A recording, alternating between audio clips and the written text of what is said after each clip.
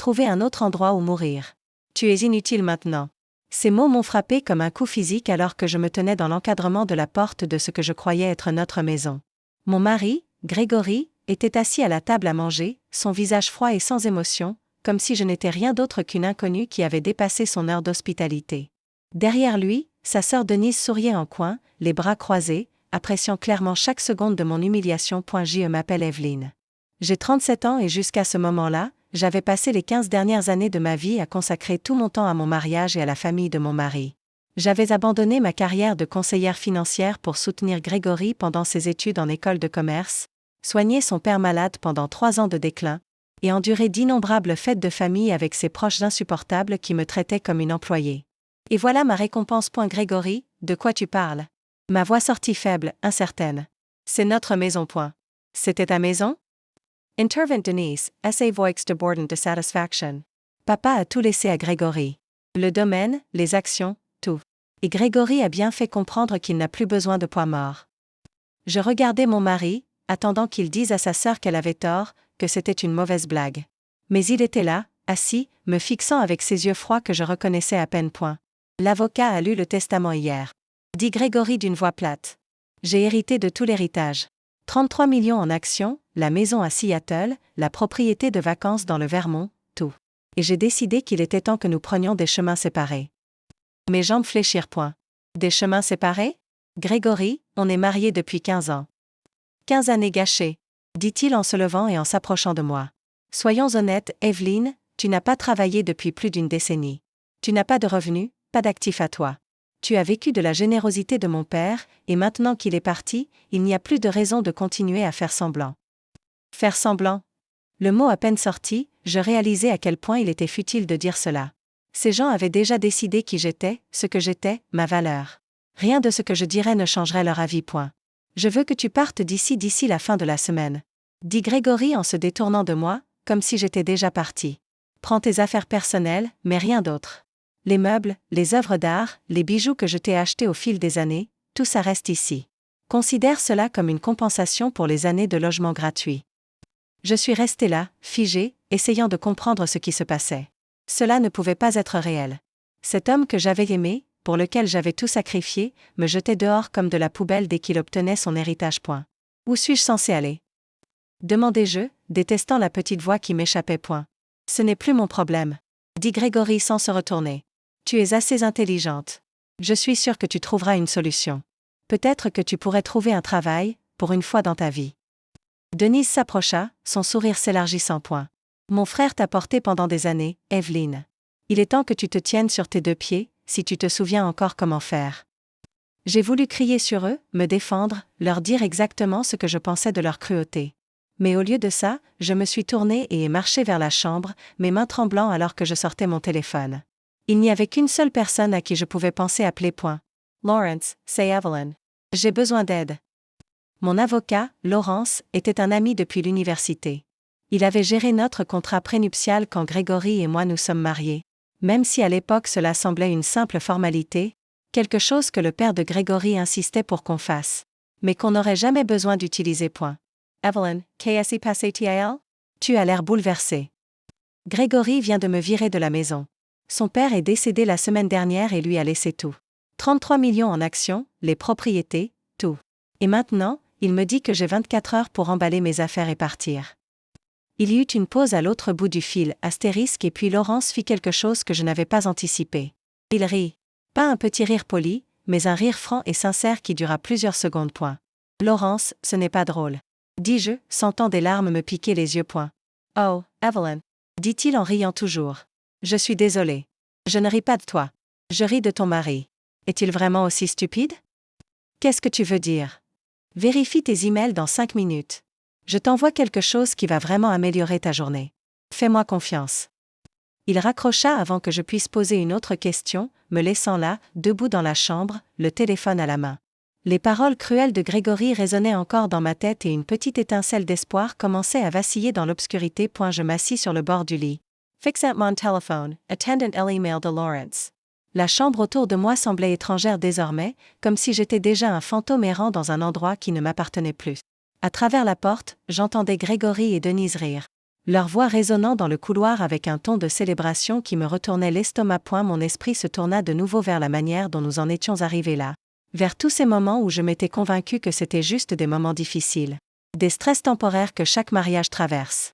Mais maintenant, en regardant en arrière avec un regard clair, je pouvais voir le schéma que j'avais été trop près de remarquer. Grégory et moi nous sommes rencontrés lors d'un événement de réseautage d'entreprise à Minneapolis il y a 16 ans. J'avais 21 ans, tout juste sorti de l'université avec un diplôme en finance et un travail dans une petite société de conseil. Lui avait 25 ans, charismatique, ambitieux. Travaillant dans la société d'investissement de son père tout en terminant son MBA. Son père, Walter, possédait une société de gestion de portefeuille prospère qui avait rendu la famille riche, mais pas de manière extravagante à l'époque. Je suis tombée amoureuse de Grégory rapidement. Il était confiant, attentionné, plein de projets pour l'avenir. Il parlait de bâtir quelque chose ensemble, de partenariat et d'égalité. Lorsqu'il m'a demandé en mariage après 1 an de relation, j'ai dit oui sans hésiter. Le problème commença petit. Sa mère, Patricia, était décédée quand Grégory était jeune. Et Walter s'était remarié avec une femme nommée Judith, qui avait amené Denise dans la famille. Denise avait 3 ans de moins que Grégory, gâtée et arrogante. Et elle avait clairement fait savoir dès notre première rencontre qu'elle ne pensait pas que j'étais assez bien pour son demi-frère. Tu viens d'où ? De ce petit village du Montana, avait-elle dit lors de notre fête de fiançailles, me scrutant de haut en bas comme si je portais des haillons au lieu de la robe que j'avais mise des mois à économiser pour acheter. Comme c'est pittoresque. Je suis sûre que tu t'adapteras à notre mode de vie, un jour. Walter, pour sa part, avait été gentil mais distant. Il avait insisté pour le contrat prénuptial, que j'avais signé sans trop y réfléchir. Je n'avais rien à protéger de toute façon, et Grégory m'avait assuré que c'était juste une précaution de la part de son père. Les termes semblaient clairs. Si nous divorcions, nous garderions chacun ce que nous apportions dans le mariage, plus une part égale des biens acquis ensemble. Ce que je ne savais pas à l'époque, c'est que Walter avait inclus d'autres clauses. Des dispositions dont Laurence m'avait parlé, mais que je n'avais à peine lues, trop absorbée par les préparatifs du mariage et l'excitation de commencer ma nouvelle vie. Après notre mariage, je m'étais lancée à fond dans le rôle de femme de soutien. La carrière de Grégory était exigeante et son père s'attendait à ce qu'il prouve sa valeur à la société avant de prendre plus de responsabilités. J'ai travaillé dans mon job de consultante pendant les 2 premières années. Mais Grégory commença à se plaindre que je n'étais pas assez disponible, que ses dîners d'affaires et ses obligations familiales nécessitaient une femme qui puisse se concentrer sur lui à temps plein. Evelyn, tu as vraiment besoin de travailler ? M'avait-il demandé une nuit, après que j'eus raté un dîner chez son père à cause d'une échéance avec un client. Nous n'avons pas besoin d'argent. Mon père me paye bien et il est important que tu sois disponible quand j'ai besoin de toi. J'avais d'abord résisté, mais il m'avait épuisé avec une combinaison de culpabilité et de logique. Nous n'avions pas besoin de mon salaire. Sa famille attendait certaines choses. Ne serais-je pas plus heureuse sans le stress du travail ? Finalement, j'avais accepté, me disant que ce n'était que temporaire, que je reprendrais mon travail de consultante une fois que nous aurions des enfants et qu'ils seraient à l'école. Les enfants n'étaient jamais venus. Nous avons essayé pendant des années, traversé 2 rounds de traitement de fertilité qui étaient épuisants tant émotionnellement que physiquement. Grégory est devenu de plus en plus distant à chaque tentative échouée, et finalement, il a arrêté d'essayer complètement. Peut-être que c'est pour le mieux, avait-il dit après que le 2e traitement ait échoué. Les enfants sont chers et ils compliquent tout. J'avais été dévastée, mais j'avais enfoui cette douleur et je m'étais concentrée sur mon rôle de femme parfaite de d'autres manières. J'organisais des dîners pour ses collègues, je l'accompagnais à chaque événement familial, et j'ai passé 3 ans à m'occuper de Walter lorsqu'il est tombé malade. La maladie de Walter avait été particulièrement difficile. La maladie de Parkinson lui avait progressivement volé son indépendance, et Judith avait clairement fait savoir qu'elle ne voulait pas être aidante. Denise était encore moins utile, toujours trop occupée avec son calendrier social pour rendre visite, sans parler de l'aider. Alors, cela m'est tombé dessus. Je coordonnais ses rendez-vous médicaux, gérais ses médicaments, m'assurais qu'il mangeait correctement et restais à ses côtés pendant ses pires journées. Grégory était toujours trop occupé avec le travail, mais il me félicitait pour mon dévouement, me disant combien cela comptait pour lui que je m'occupe de son père. Tu fais un travail incroyable, Evelyn. Il m'avait dit une nuit après une journée particulièrement difficile avec Walter, papa a de la chance de t'avoir. Nous avons tous de la chance. Je l'avais cru. J'avais pensé que je bâtissais quelque chose, que j'investissais dans une famille qui m'appréciait, en créant des liens qui dureraient toute une vie. Même quand Denise faisait des remarques sarcastiques sur moi, la nourrice gratuite de Walter. Je l'ignorais, me disant que Grégory m'appréciait, que son opinion était la seule qui comptait. Walter est décédé il y a 3 semaines. Les funérailles ont eu lieu mardi dernier, un événement solennel où je suis restée à côté de Grégory, lui tenant la main pendant qu'il rendait un hommage sincère à l'héritage de son père. Denise avait pleuré de manière dramatique, s'accrochant au bras de Grégory, tandis que Judith était restée sans expression dans le premier rang. Hier, l'avocat a lu le testament. Je n'y étais pas allée. Grégory m'avait dit que c'était juste une formalité, que les affaires de son père étaient simples. Il était rentré calme, son visage impénétrable. Et je lui avais laissé de l'espace pour qu'il puisse traiter son chagrin. J'aurais dû savoir que quelque chose n'allait pas quand Denise est arrivée ce matin avec cette expression de supériorité.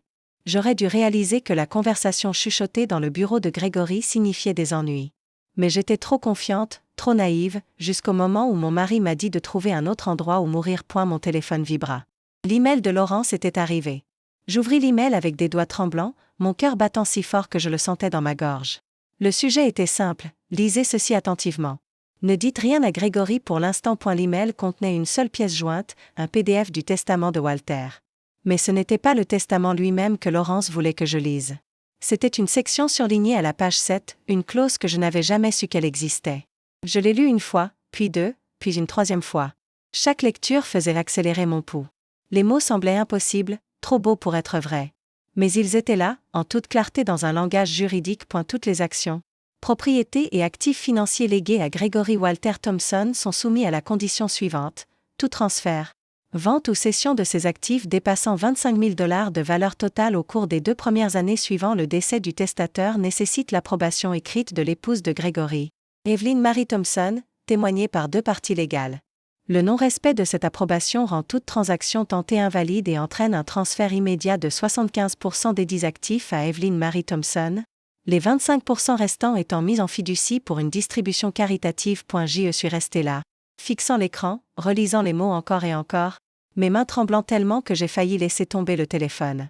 En dessous de la section surlignée, il y avait une note de Laurence. Evelyn, Walter a ajouté cette clause il y a 3 ans, juste après que tu aies commencé à t'occuper de lui à plein temps.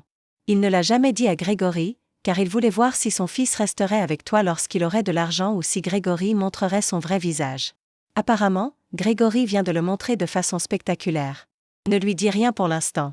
Laisse-le faire ses mouvements, astérisque chaque vente d'action, chaque transfert de propriété qu'il tentera de réaliser sans ton approbation déclenchera la clause de pénalité. Et crois-moi, un homme qui vient d'hériter de 33 millions ne va pas rester là sans rien faire. Il va commencer à déplacer de l'argent immédiatement. Appelle-moi quand tu seras prête à avancer. On va s'assurer que ton mari regrette chaque mot qu'il t'a dit aujourd'hui. Je devais me couvrir la bouche pour ne pas éclater de rire. Walter avait su, d'une manière ou d'une autre, que l'homme pour lequel j'avais pris soin pendant sa maladie avait vu ce que j'avais été trop aveugle pour remarquer.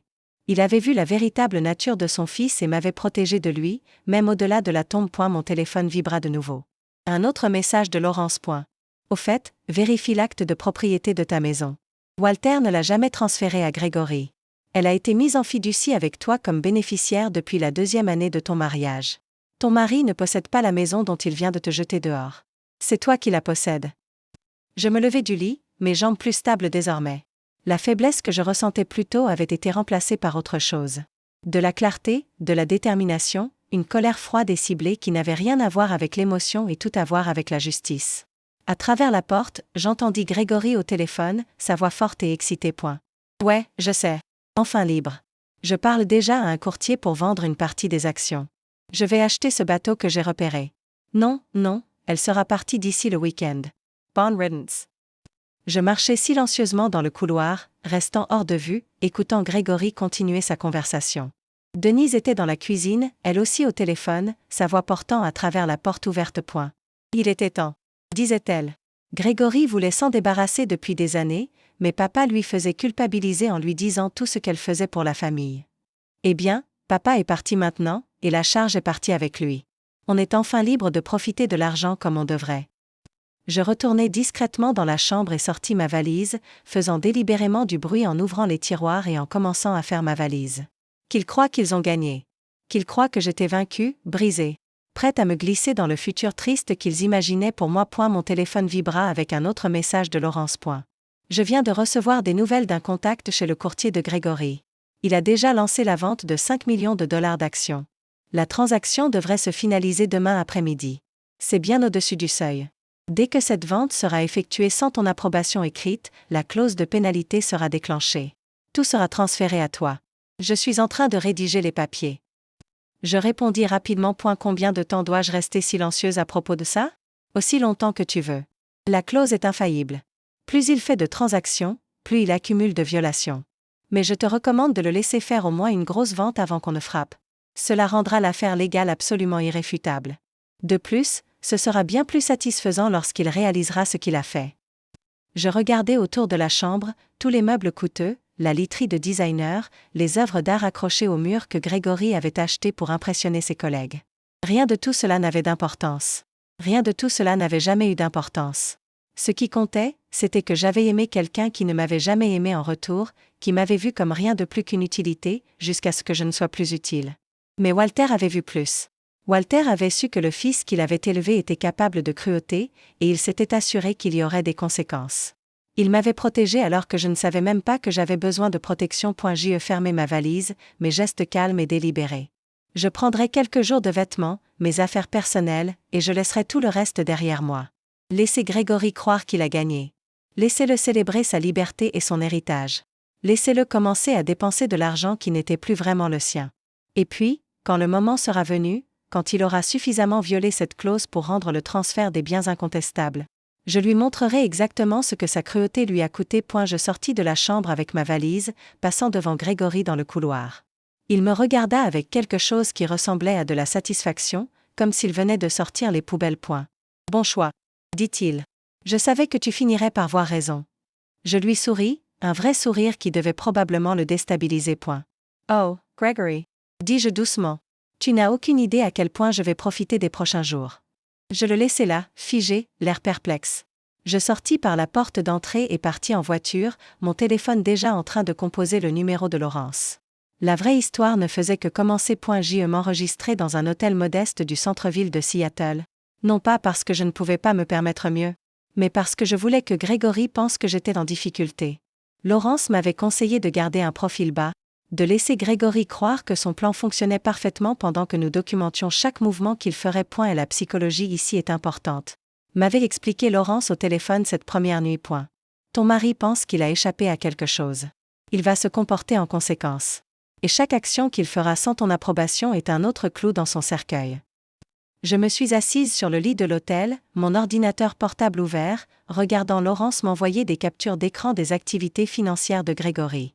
Il avait des contacts dans la société de courtage, des personnes à qui il avait rendu des services et qui étaient plus que prêtes à fournir des informations sur des transactions qui allaient bientôt être très pertinentes. Pour une affaire judiciaire. Et la vente des actions de 5 millions de dollars avait été finalisée cet après-midi-là, juste comme Laurence l'avait prédit. Grégory avait immédiatement transféré l'argent sur son compte personnel et effectué plusieurs achats. Un acompte pour un yacht, une nouvelle voiture de luxe, et une montre à 50 000 $ que je reconnaissais d'un magazine qu'il feuilletait depuis des mois. Il ne perd pas de temps, murmurai-je en faisant défiler la documentation. Ils ne perdent jamais de temps, répondit Laurence. Les hommes comme Grégory, ils pensent que l'argent les rend invincibles. Ils croient qu'ils peuvent faire ce qu'ils veulent sans conséquence. Mon téléphone sonna. C'était Grégory. Je laissai son appel aller à la messagerie vocale, puis j'écoutai le message qu'il avait laissé. Evelyne, il faut qu'on parle du divorce. Je suis prêt à être généreux, je te donne 50 000 pour t'aider à repartir, mais il faut que tu signes les papiers rapidement. Mon avocat est en train de les rédiger. Gérons ça comme des adultes. D'accord, rappelle-moi. 50 000 $ sur 33 millions. Quelle générosité. Je composai le numéro de Laurence à la place. Il veut que je signe les papiers du divorce, en me proposant 50 000. Laurence éclata de rire à nouveau. Ce même son de satisfaction qu'hier. Laisse-le les envoyer. Unless examinera. Trouvons chaque erreur, chaque tentative de sous-évaluation. En attendant, il continue à dépenser de l'argent qui est déjà légalement à toi. Ça devient de mieux en mieux. Le lendemain, l'avocat de Grégory envoya les papiers du divorce. Laurence et moi les avons examinés dans son bureau. Un espace moderne au centre-ville de Seattle avec une vue sur le port qui me rappelait tout ce que j'avais sacrifié quand j'ai arrêté de travailler. C'est insultant, dit Laurence en feuilletant les pages. Il prétend que tu n'as rien apporté au mariage, que tous les biens sont ses propriétés personnelles, et que 50 000 est une compensation plus que juste pour 15 ans de ta vie. Il peut vraiment argumenter ça? Demandai-je. Il peut argumenter ce qu'il veut. Ça ne veut pas dire qu'un juge sera d'accord. Mais voici ce qui est intéressant. Laurence désigna une clause dans les papiers. Il te demande de renoncer à toute réclamation sur l'héritage de Walter, ce qui signifie qu'il sait, à un certain niveau, que tu pourrais avoir une réclamation. Il essaie de te faire signer des droits que tu ne sais même pas que tu as. Que dois-je faire? Rien pour l'instant. Laisse-le penser que tu y réfléchis. En attendant, on récolte plus de preuves. Il a effectué d'autres transactions importantes? Je sortis mon téléphone et lui montrai les dernières captures d'écran. Grégory avait vendu encore 3 millions d'actions ce matin et était en pourparlers pour acheter une propriété à Los Angeles. Un condo en bord de mer que Denise apparemment lui avait convaincu que c'était un bon investissement. Il prévoit aussi un voyage en Europe. Ajoutai-je. Des billets en première classe pour lui et Denise, 2 semaines à Paris, Rome et Barcelone. Coût environ 30 000 pour le tout. Laurence se laissa aller dans son fauteuil, un sourire satisfait sur son visage. Evelyne, ton mari est un idiot. Chaque transaction supérieure à 25 000 nécessite ton approbation. Il a déjà commis plusieurs violations. Astérisque, nous pourrions déclencher la clause de pénalité dès maintenant si nous le voulions, mais tu as dit d'attendre. Je l'ai fait, et je pense toujours que nous devrions attendre. Laisse-le se sentir à l'aise. Laisse-le dépenser encore plus d'argent, faire encore plus de projets. Plus il s'enfonce, plus ce sera dévastateur quand tout s'effondrera. De plus, son avocat est clairement incompétent s'il n'a pas repéré la clause d'approbation dans le testament. Ça joue en notre faveur. J'y pensais à Grégory sur ce yacht qu'il avait acheté, naviguant avec Denise, célébrant sa liberté pendant que j'étais dans une chambre d'hôtel, soi-disant brisée et vaincue. L'image aurait dû me faire mal, mais au lieu de ça, elle m'a simplement mise en colère. Une colère froide et calculatrice qui a aiguisé ma concentration. Combien de temps devons-nous attendre? Demandai-je. Jusqu'à ce qu'il soit totalement engagé, comme on dit au poker. Jusqu'à ce qu'il ait dépensé et engagé tellement d'argent que le perdre entièrement le détruira. À mon avis, laisse-lui 2 semaines. Laisse-le faire son voyage en Europe. Laisse-le bien s'installer dans sa nouvelle vie. Ensuite, on fera tomber le marteau. Je hochai lentement la tête. Et en attendant, tu joues le rôle de l'ex-femme vaincue. Tu restes dans cet hôtel. Tu as l'air triste quand tu sors en public. Tu laisses les amis communs penser que Grégory t'a brisé le cœur. Et tu documentes tout. Chaque conversation, chaque message texte, chaque publication sur les réseaux sociaux où lui ou Denise se vantent de l'héritage, tout devient une preuve. La semaine suivante, je fis exactement ce que Laurence m'avait conseillé. Je restai à l'hôtel, ne sortant que pour faire des courses et de temps en temps pour des promenades. Je croisai quelques personnes que Grégory et moi connaissions en tant que couple. Et je leur laissai voir ce qu'elles attendaient de moi, une femme qui avait tout perdu. Confuse et blessée, essayant de trouver sa voie. Evelyn, dit Patricia, une femme de notre ancien quartier. Oh mon Dieu, j'ai entendu parler de toi et Grégory. Je suis tellement désolée. Le divorce c'est toujours difficile. Merci, répondis-je doucement, regardant le sol. Ça a été difficile. Je prends les choses un jour à la fois. Si tu as besoin de quoi que ce soit, dit-elle en me touchant le bras avec ce qui semblait être une vraie sympathie, n'hésite pas à me contacter. Je sais que tu n'as pas de famille à Seattle. Je la remerciai et continuai ma route, sachant qu'elle en parlerait à ses amis, qui en parleraient à leurs amis, et que finalement l'histoire parviendrait à Grégory et Denise. Parfait. Qu'ils croient que j'étais brisée. Pendant ce temps, Grégory vivait sa meilleure vie. Les réseaux sociaux racontaient l'histoire en détail vivant. Denise postait constamment des photos du nouveau yacht, de la voiture, des virées shopping où il dépensait des milliers en vêtements et en bijoux. Grégory lui-même postait moins fréquemment. Mais ses publications montraient un homme insouciant trinquant à sa liberté avec du champagne coûteux et des lunettes de soleil de designer. Une publication en particulier attira mon attention. C'était 3 jours après mon départ.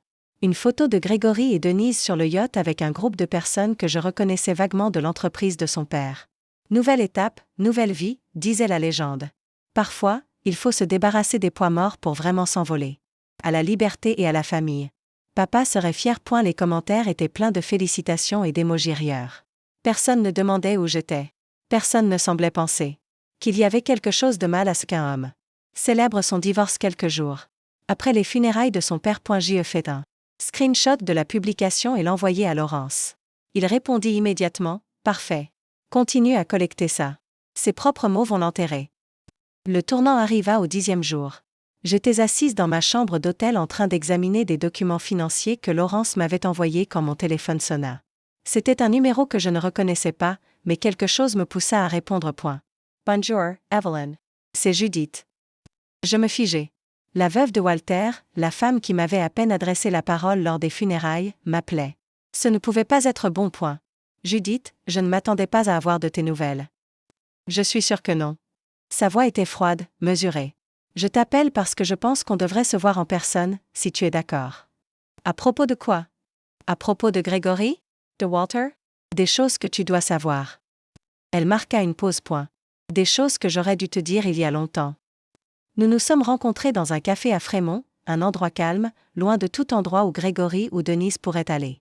Judith arriva exactement à l'heure, impeccable comme toujours, son visage ne trahissant aucune émotion. Elle commanda un espresso et s'assit en face de moi, me scrutant de ses yeux perçants qui m'avaient toujours mise mal à l'aise. Tu as l'air terrible, dit-elle franchement. J'ai eu une semaine difficile. J'imagine, répondit-elle en sirotant son espresso. Grégory m'a raconté ce qu'il a fait. Il t'a jeté dehors dès qu'il a reçu l'héritage. Denise m'a appelé après, absolument excitée par ça. Il pense avoir gagné, non? Judith sourit, un sourire mince et malicieux qui me rappela le rire de Laurence. Ça dépend de si la petite assurance de Walter fonctionne comme il l'avait prévu. Mon cœur commença à s'emballer. Tu sais pour la clause. Bien sûr que je sais. J'étais là quand il l'a ajouté au testament. Elle se pencha en avant. Evelyn, je dois te dire quelque chose. Et je dois que tu comprennes que je ne te le dis pas parce que je t'apprécie. Je n'aime pas particulièrement personne, mais j'ai respecté Walter. Et il voulait que tu connaisses la vérité sur son fils. Quelle vérité? Que Grégory a toujours été comme ça.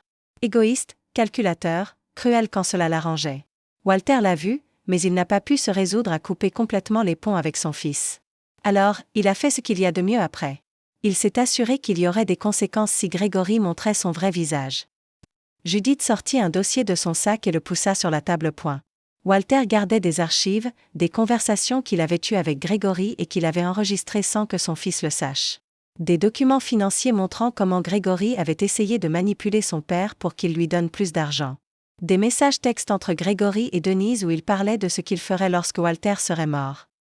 J'ouvris le dossier les mains tremblantes. Le premier document était la transcription d'une conversation entre Walter et Grégory datant de 2 ans, juste après que j'ai commencé à m'occuper de Walter à plein temps. Les mots de Grégory sautaient du papier. Papa, sois raisonnable. Evelyn fait ça pour l'argent. Tu sais ça, non? Elle espère qu'en jouant la belle-fille dévouée, tu la mentionneras dans le testament. Mais en réalité, elle se fiche de toi. Personne ne pourrait passer autant de temps avec une personne malade à moins d'avoir un autre but. La réponse de Walter était calme, triste. C'est ce que tu penses, mon fils? Que la seule raison pour laquelle quelqu'un se soucierait de moi, c'est l'argent. Allez papa, ne sois pas naïf. J.E. connaît Evelyn. Elle joue un long jeu. Mais ne t'inquiète pas. Une fois que tu seras parti, je m'occuperai d'elle. Elle ne verra pas un centime de cette famille. Je me sentis nauséeuse en le lisant. Toutes ces fois où Grégory m'avait félicité pour mon dévouement, m'avait dit combien il appréciait ce que je faisais pour son père. Il l'avait prévu. Il avait prévu de me jeter dehors dès que Walter serait mort. Il y a plus, dit Judith doucement. Continue à lire. Le document suivant était un échange de textos entre Grégory et Denise datant de 6 mois, pendant la phase finale de la maladie de Walter. Denise, combien de temps tu penses qu'il lui reste? Grégory, le docteur dit peut-être 1 an, mais honnêtement, ça pourrait être moins. Il devient plus faible chaque jour. Denise, et Evelyn continuent de jouer l'infirmière. Grégory, bien sûr. Elle pense qu'elle sécurise sa place dans la famille. Elle ne réalise pas qu'elle est juste de la main-d'œuvre gratuite. Le moment où papa sera parti, elle sera partie aussi. Denise, et le contrat prénuptial. Grégory, il me couvre complètement. Elle n'aura rien. Papa voulait le réécrire l'an dernier. Il a essayé de me dire qu'Evelyn méritait quelque chose pour s'être occupée de lui, mais je l'ai convaincue qu'elle avait déjà suffisamment bénéficié du mariage. Mon Dieu, je n'en peux plus d'attendre que tout ça soit terminé. Je suis tellement fatiguée de faire semblant d'être reconnaissant. Je fermai le dossier, incapable de lire plus. Mes mains tremblaient et je sentais les larmes me brûler les yeux, mais je refusais de pleurer. Pas ici, pas maintenant. Pourquoi me montres-tu ça? Demandai-je à Judith. Parce que Walter m'a demandé de le faire, dit-elle simplement. Si Grégory t'a jeté dehors après avoir hérité, j'étais censée te donner ce dossier. Walter savait que son fils pourrait faire exactement ce qu'il a fait, et il voulait que tu vois la vérité. Il voulait aussi que tu saches autre chose. Elle fouilla dans son sac et sortit une enveloppe. C'est une lettre que Walter t'a écrite 3 semaines avant sa mort. Il a été très précis sur le moment où je devais te la donner. Astérisque, ce n'est que lorsque Grégory a montré son vrai visage. Je pris l'enveloppe avec des mains tremblantes. L'écriture sur le devant était tremblotante mais indiscutablement celle de Walter. À Evelyn, la fille que j'aurais dû avoir. Lis-la quand tu seras prête. De Judith Anna C. Levant. Mais lis-la vite. Et Evelyn, quand tu détruiras mon beau-fils, et je crois que tu le feras, assure-toi qu'il comprenne pourquoi. Assure-toi qu'il sache que son père a tout vu, tout su, et t'a choisi toi au lieu de lui, à la fin. Elle partit avant que je puisse répondre, me laissant là, assise dans le café, avec un dossier plein de trahisons et une lettre que je n'étais pas sûre d'être prête à lire. Je suis retournée à l'hôtel avant d'ouvrir la lettre. Mes mains tremblaient alors que je dépliais la feuille unique, couverte de l'écriture familière de Walter, plus faible qu'avant, mais toujours lisible. Ma chère Evelyn, commençait la lettre. Si tu lis ceci, cela signifie que mon fils a fait ce que je craignais qu'il fasse. Il t'a montré la cruauté que j'avais toujours suspectée dans son cœur, mais que j'espérais avoir tort à propos. Je suis désolée que tu aies dû vivre ça. Tu méritais bien mieux. Tu dois savoir quelque chose. Tout ce que tu as fait pour moi ces 3 dernières années, tu l'as fait pour quelqu'un qui te voyait clairement. Je savais que tu ne te souciais pas de moi par obligation ou par calcul. Je savais que tu le faisais parce que tu as un cœur généreux, parce que tu voulais t'aider, parce que tu croyais en la famille et la loyauté. Ce sont des qualités que mon fils n'a jamais vues et qu'il n'a jamais valorisées. J'ai pris des dispositions pour te protéger. Quand tu liras ceci, tu auras appris la clause dans mon testament. Utilise-la. Ne te sens pas coupable de prendre ce que Grégory pense être à lui. Il ne le mérite pas, et il ne te mérite certainement pas. Il y a autre chose que tu devrais savoir. La maison dans laquelle tu vis, celle dont Grégory vient de te jeter dehors, je l'ai transférée dans une fiducie avec toi comme bénéficiaire unique il y a 2 ans. Je ne l'ai jamais dit à Grégory. Il pense qu'il en est propriétaire, mais ce n'est pas le cas. C'est toi qui la possèdes. Tout ce qu'il y a dedans, chaque meuble, chaque œuvre d'art et chaque bijou t'appartient légalement. Laisse-le essayer de la vendre. Laisse-le apprendre ce qui se passe lorsqu'on vole quelqu'un qui a réellement des droits. Vis bien, Evelyn. Trouve le bonheur. Et sache qu'où que je sois, je veille sur toi. Je suis fière de la force que tu vas montrer. Avec amour et respect, Walter. Je lus la lettre 3 fois, les larmes coulant sur mon visage. Ce n'étaient pas des larmes de tristesse, mais quelque chose de tout à fait différent. La vengeance, la validation, la connaissance que quelqu'un m'avait vu. Vraiment vu, et avait pensé que j'étais digne d'être protégée. J'ai téléphoné immédiatement à Laurence. J'ai plus de preuves. Dis-je. Beaucoup plus. Et je pense qu'il est temps d'arrêter d'attendre. Laurence arriva à l'hôtel 1 heure après mon appel. Je lui montrai tout. Le dossier de Judith, la lettre de Walter, et les nouveaux relevés financiers montrant que Grégory avait maintenant dépensé plus de 8 millions de dollars en moins de 2 semaines. Ça change tout. Dit Laurence en feuilletant les documents. Avec la lettre de Walter et ses enregistrements, on peut prouver que Grégory savait qu'il devait avoir ton approbation pour les transactions majeures. Ce n'est plus juste une violation des termes du testament. C'est de la fraude délibérée. Que faisons-nous maintenant? Maintenant, on passe à l'attaque. On dépose une demande d'urgence auprès du tribunal pour geler tous les comptes de Grégory en attendant un examen complet de ses transactions. On présente ses preuves montrant qu'il a violé les termes du testament et on exige un transfert immédiat des biens selon la clause de pénalité. Et on dépose une demande de divorce selon tes conditions, avec une documentation complète de sa fraude et de son abus émotionnel. Combien de temps cela va-t-il prendre pour être déposé? Je peux avoir tout prêt d'ici demain matin pour obtenir une décision. Le gel d'urgence devrait se faire dans les 48 heures une fois qu'un juge verra ses preuves. Le transfert complet des biens pourrait prendre quelques semaines, mais Grégory ne pourra plus toucher un centime dès que ce gel sera en place. Je pensais à Grégory sur son yacht, probablement en train de planifier son voyage en Europe, complètement inconscient de ce qu'il attendait. Il y a encore autre chose. Lawrence Love Alessio, Intrigue. Walter a dit dans sa lettre que la maison est à moi dans une fiducie. Les yeux de Laurence s'illuminèrent. As-tu la documentation pour cela? Walter en a parlé, mais je n'ai pas de papier. Je vais récupérer les documents de propriété. Si Walter l'a transféré dans une fiducie avec toi comme bénéficiaire, il y aura une trace écrite, tapata-t-il rapidement sur son ordinateur portable. Quelle est l'adresse de la propriété? Je lui donnai l'adresse et le regardai naviguer à travers diverses bases de données. Après quelques minutes, il sourit. Trouvé. La maison a été transférée à la Walter Thompson Family Trust il y a 3 ans. Tu es inscrite comme bénéficiaire unique. La valeur actuelle du marché est d'environ 2,3 millions. Grégory n'en possède aucune part. Il y vit actuellement. Pas pour longtemps. On inclura un avis d'expulsion avec les autres dépôts. Techniquement, il squatte dans ta maison depuis la mort de Walter. Laurence se pencha en arrière, un sourire satisfait sur son visage, plus qu'à tout autre moment. Evelyn, tu comprends ce qu'on a ici?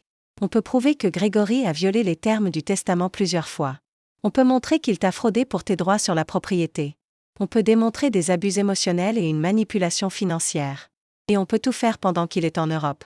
Probablement en train de dépenser encore plus d'argent qu'il n'a plus vraiment. Quand part-il pour l'Europe? D'après ses réseaux sociaux, demain après-midi. Le vol part à 15 heures. Laisse-le partir, dis-je, me surprenant de la calme avec laquelle je m'exprimais. Laisse-le avoir un dernier voyage en pensant qu'il a gagné. Dépose tout le matin de son départ.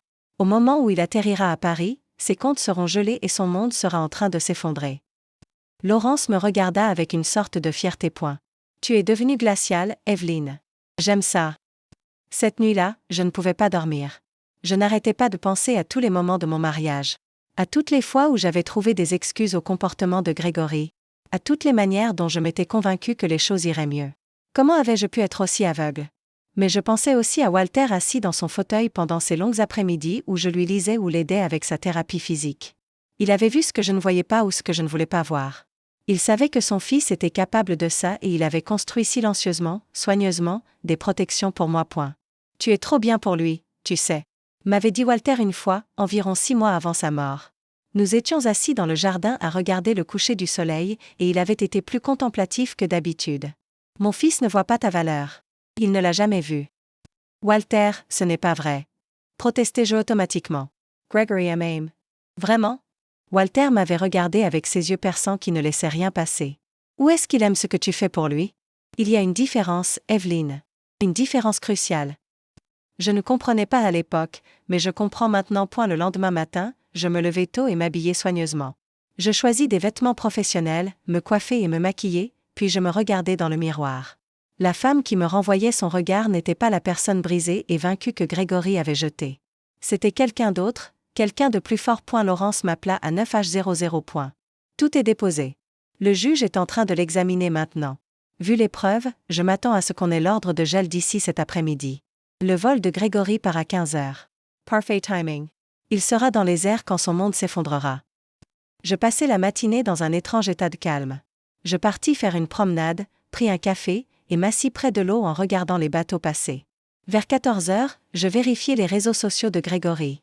Il avait posté une photo de l'aéroport, lui et Denise avec leurs bagages, de grands sourires, des lunettes de soleil cher, la légende disant « Paris, nous voilà. Vivre le rêve ». Les commentaires étaient remplis d'amis envieux leur souhaitant bonne chance. Quelqu'un écrivit « Tu le mérites, Grégory. Profite de chaque minute ». Un autre commenta « Tellement heureux pour vous deux. Ton père serait fier ». À 14h45, mon téléphone sonna. Lawrence. L'ordre de gel est arrivé. Tous les comptes au nom de Grégory sont verrouillés. Ses cartes de crédit sont annulées. Ses comptes de courtage sont gelés. Et le meilleur dans tout ça, le tribunal exige qu'il se présente à une audience dans 3 jours pour justifier pourquoi la clause de pénalité ne devrait pas être appliquée.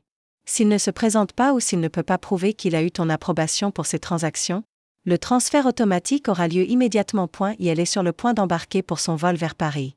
Je sais que son avocat essaie de le joindre, qu'il a laissé 6 messages vocaux dans la dernière heure. Mais Grégory est probablement déjà passé la sécurité. Téléphone éteint. En train de penser au champagne et au repas en première classe. Laurence rit.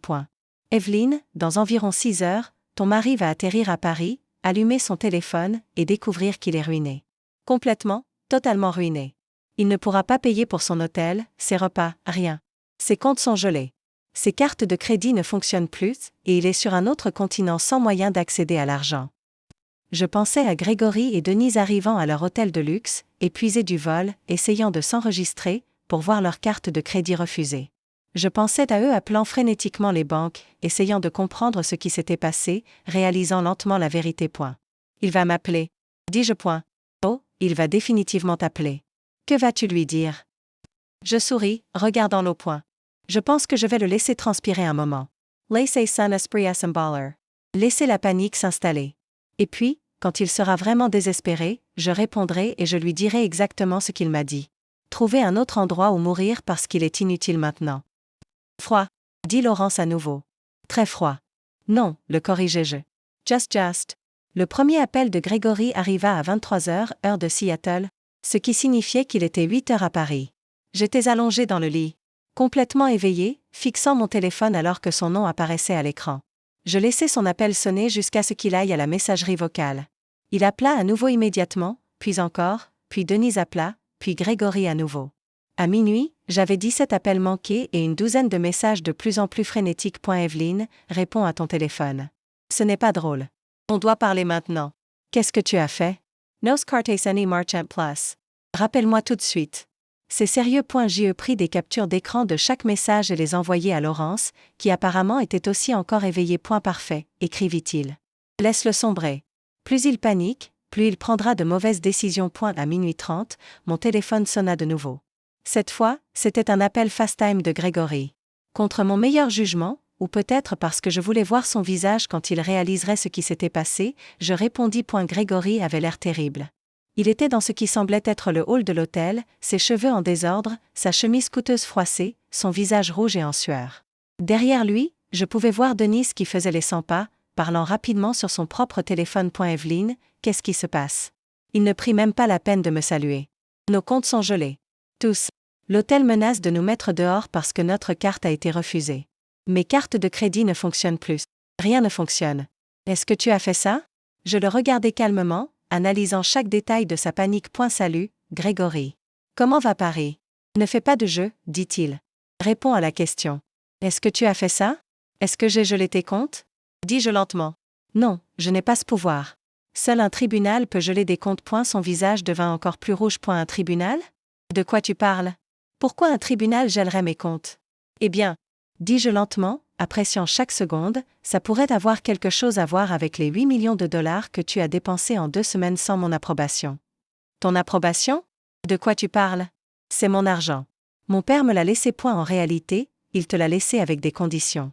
Des conditions que tu as violées dès que tu as vendu cette première tranche d'action sans mon consentement. Je lui souris. Tu as même lu le testament en entier, Grégory? Ou tu as juste sauté à la partie où tu as eu tout l'argent? Je vis exactement au moment où la compréhension commença à se dessiner. Son visage passa de la colère à la confusion, puis à l'horreur en l'espace de 3 secondes. Il n'y a pas de condition, dit-il, mais sa voix était maintenant incertaine. Mon avocat a tout vérifié. Il a dit que tout était à moi. Ton avocat est un idiot. Page 7 du Testament, Gregory. Toute transaction de plus de 25 000 nécessite mon approbation écrite. Tu as fait plusieurs transactions totalisant 8 millions de dollars. Sans mon approbation, cela déclenche la clause de pénalité. Quelle clause de pénalité? Celle qui transfère 75% de tout ce que ton père t'a laissé directement à moi. Le yacht que tu as acheté, il est à moi. La voiture, elle est à moi. La montre, elle est à moi. Et cette propriété que tu es en train d'acheter à Los Angeles la semaine prochaine. Cette vente est nulle, ce qui signifie que tu es sur le point de violer un contrat que tu ne peux pas honorer. J'espère que tu as un bon avocat, parce que tu vas en avoir besoin. Le visage de Grégory était passé du rouge au blanc.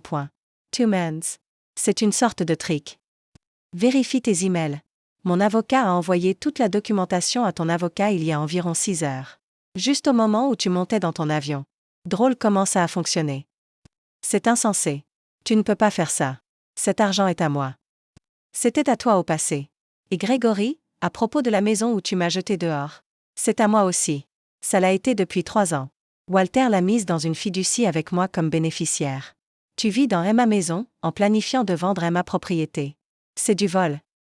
Denise s'était arrêtée de faire les 100 pas et se tenait maintenant à côté de Grégory, essayant de voir l'écran. Je pouvais entendre sa voix, perçante et paniquée. Qu'est-ce qu'elle dit? Qu'est-ce qu'elle veut dire, la maison est à elle? Astérisque, il y a un avis d'expulsion qui sera servi aujourd'hui. Continue IJE. Astérisque, tu as 72 heures pour retirer tes affaires de ma propriété. Tout ce qui restera après ça deviendra à moi de plein droit. Et je change les serrures, alors ne tente même pas d'essayer de t'introduire. Evelyn, attends. Parlons-en. La voix de Grégory avait complètement changé. L'arrogance avait disparu, remplacée par le désespoir. On peut arranger ça. J'ai fait une erreur. Je n'aurais pas dû dire ces choses-là. Je pleurais. Je ne pensais pas clairement. Tu semblais plutôt clair d'esprit quand tu m'as dit de trouver un autre endroit où mourir. Je ne voulais pas dire ça. Allez. On a été ensemble 15 ans.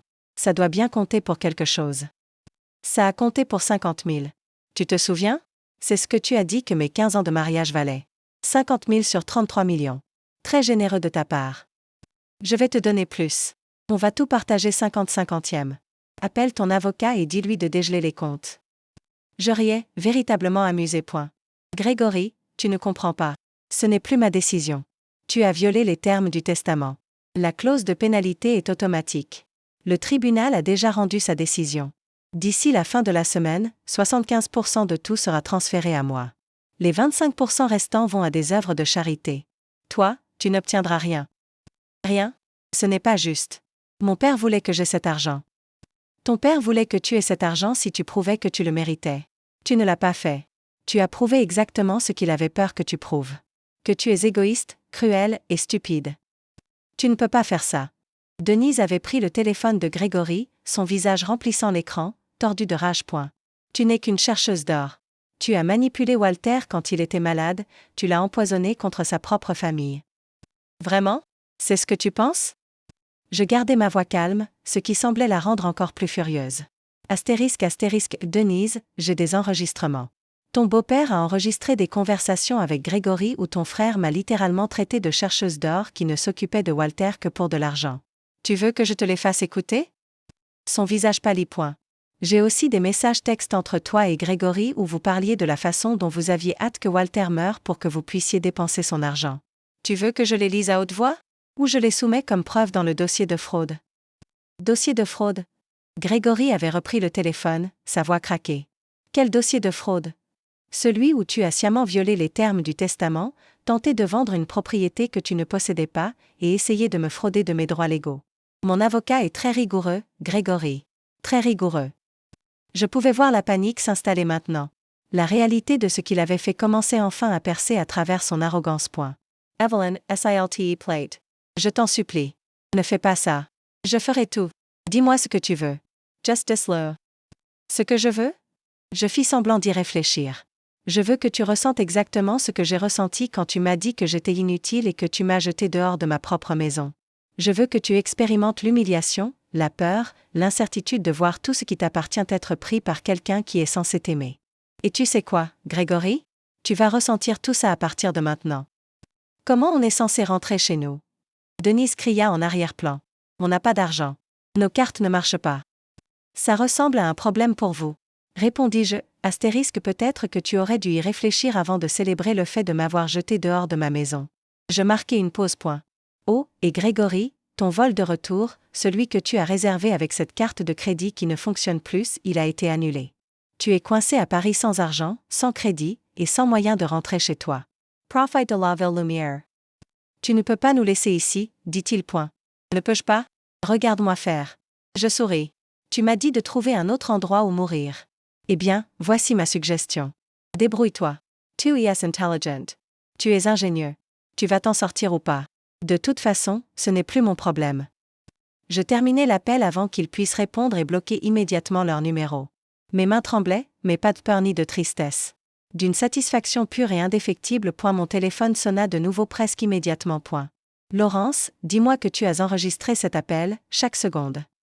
Tu es ma cliente préférée de tous les temps. C'était magnifique. Cruel, mais magnifique. Au cours des jours suivants, la situation se déroula exactement comme Laurence l'avait prédit. Grégory et Denise réussirent à obtenir de l'aide d'urgence de l'ambassade américaine pour retourner chez eux, un processus humiliant qui consistait à prouver qu'ils étaient bloqués et sans ressources. L'ambassade leur fournit des documents de voyage de base et des billets en classe économique pour un vol 3 jours plus tard. Pendant ces 3 jours, je suis retourné dans la maison, ma maison, celle que Walter m'avait donnée. Je parcourus les pièces avec un serrurier, changeant chaque serrure, et organisai l'installation d'un système de sécurité. Tout était différent maintenant, vu à travers les yeux de la propriété plutôt que de l'occupation. J'ai aussi commencé à passer en revue les affaires de Grégory. Les vêtements de créateur, les appareils électroniques coûteux, la collection de montres. Tout cela avait été acheté avec de l'argent qui m'appartenait désormais légalement, ce qui signifiait que ces objets étaient à moi aussi. J'ai méthodiquement mis tout dans des boîtes et je les ai stockés dans le garage pour qu'ils les récupèrent dans les 72 heures comme l'avait spécifié Laurence. Lorsque Grégory et Denise revinrent enfin à Seattle. Débraillés et épuisés de leur épreuve, ils découvrirent que leur clé ne fonctionnait plus. Grégory frappa à la porte pendant 10 minutes avant que je ne l'ouvre enfin, laissant la chaîne verrouillée. Salad, Gregory. Laisse-moi entrer. C'est ma maison.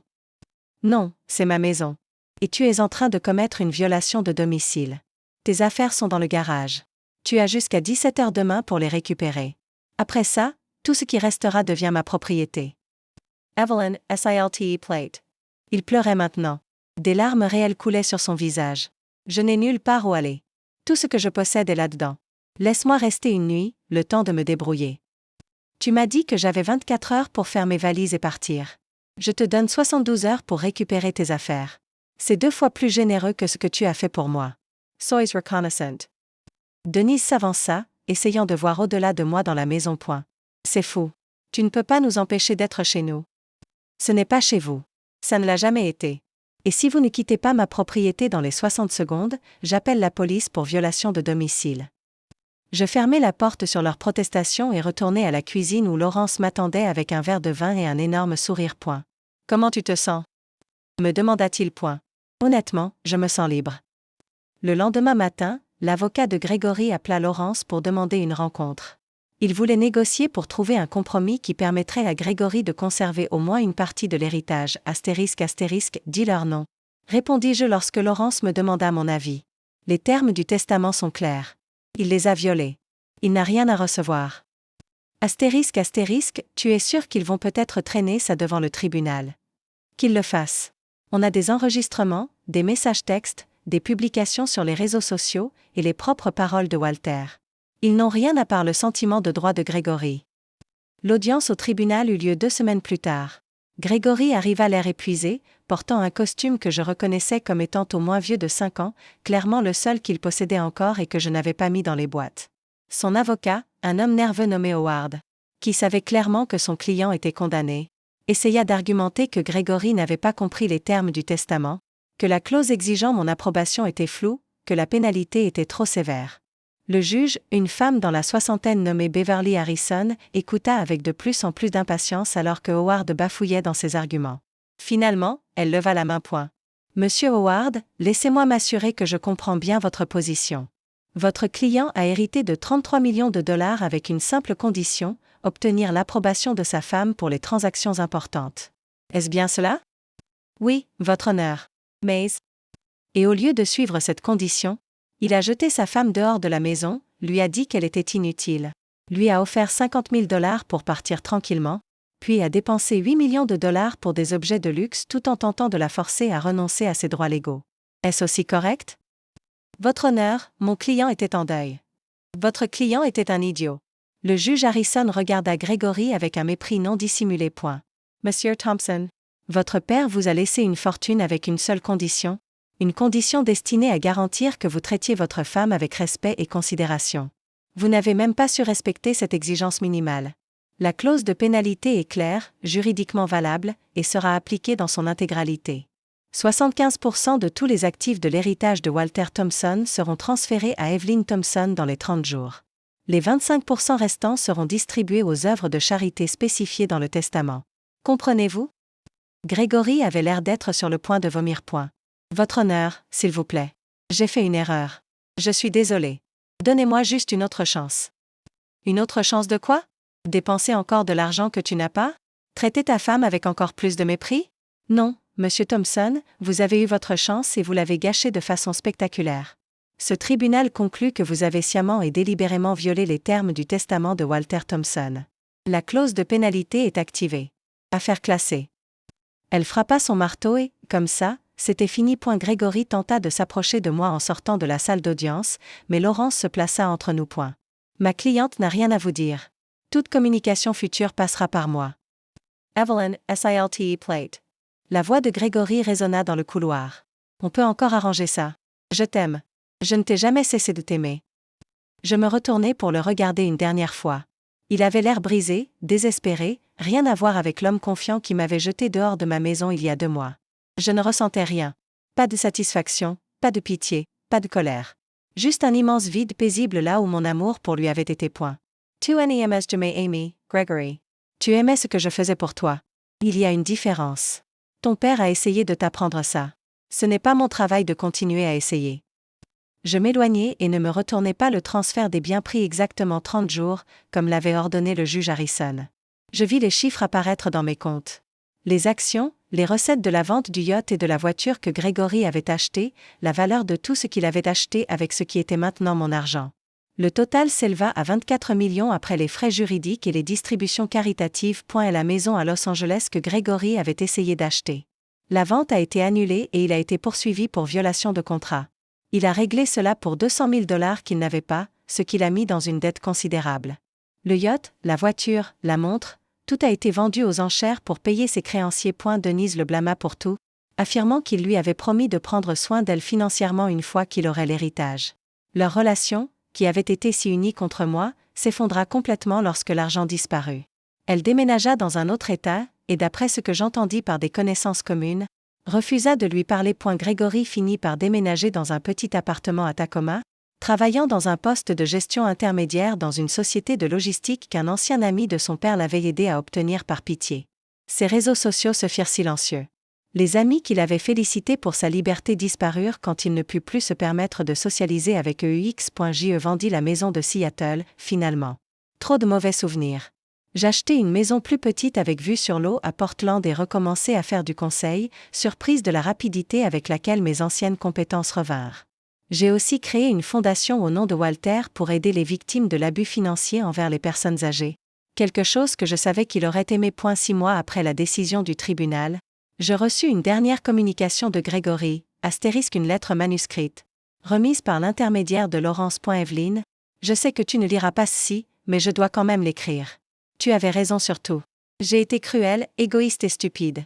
Mon père a vu ce que je ne pouvais pas voir en moi, et il a essayé de m'enseigner cela par des conséquences que j'étais trop arrogant pour imaginer. J'ai tout perdu parce que je n'ai pas su apprécier ce qui comptait. Je suis désolé.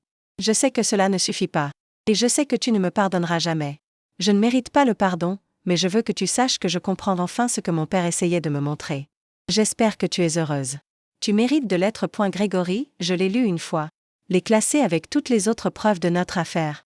Et je n'y ai plus jamais pensé. Gregory passa les 3 années suivantes à lutter financièrement.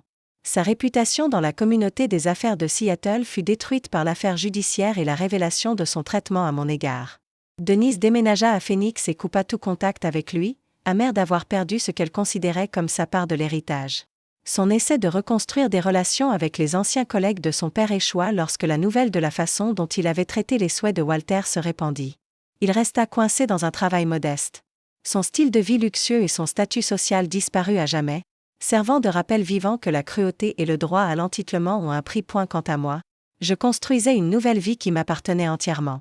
La fondation grandit, aidant des dizaines de familles à naviguer dans les soins aux personnes âgées et la protection financière. Je sortais occasionnellement, mais je n'étais pas pressé de me remarier. J'avais appris que ma propre compagnie valait plus que toute relation construite sur l'obligation ou la convenance. Parfois, tard dans la nuit, je pensais à Walter et aux cadeaux extraordinaires qu'il m'avait offerts. Pas seulement de l'argent, mais la certitude que quelqu'un avait vu ma valeur quand je ne pouvais pas l'avoir moi-même. C'était le véritable héritage, et il valait plus que n'importe quel montant dans n'importe quel compte bancaire. En repensant à mon parcours, de femme rejetée à femme indépendante, je réalisais que la meilleure vengeance n'était pas de détruire Gregory. C'était de découvrir que je n'avais jamais eu besoin de lui du tout.